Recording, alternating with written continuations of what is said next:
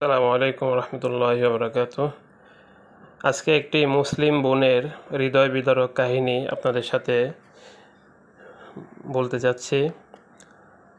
তো আমাদের এক মুসলিম বোনের হৃদয় বিদারক সেই কাহিনীটি কি, এখনই শুরু করছি সংক্ষেপে, কিছু সময়ে শুনবেন, ইনশাল্লাহ শেষ করে দেব।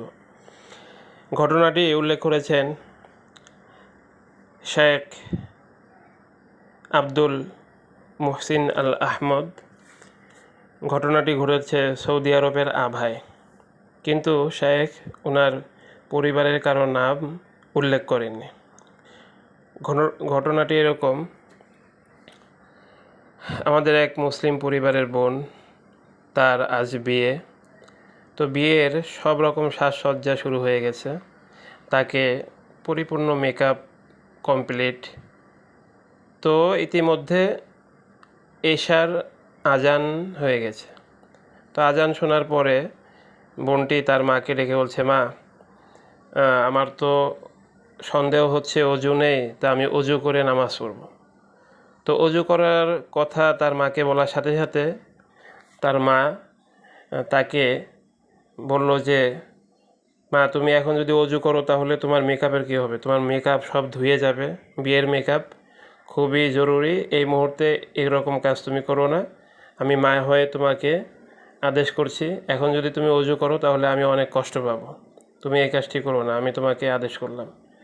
মেয়েটি বলল, মা, তুমি তো আমাকে আদেশ করলে অজু না করে নামাজ না পড়ার জন্য, কিন্তু আল্লাহ তাআলা মানুষের কাছে আমাকে মেকআপ ধুয়ে গেলে অসুন্দর লাগবে, আমাকে নিয়ে সমালোচনা হবে, হাসি তামাশা হবে, বিয়ে নাও হতে পারে। আমাকে আল্লাহ তাআলা কোন দৃষ্টিতে দেখবে? আল্লাহর কাছে কি আমি ভালো থাকবো? আল্লাহ আমাকে কি বলবে?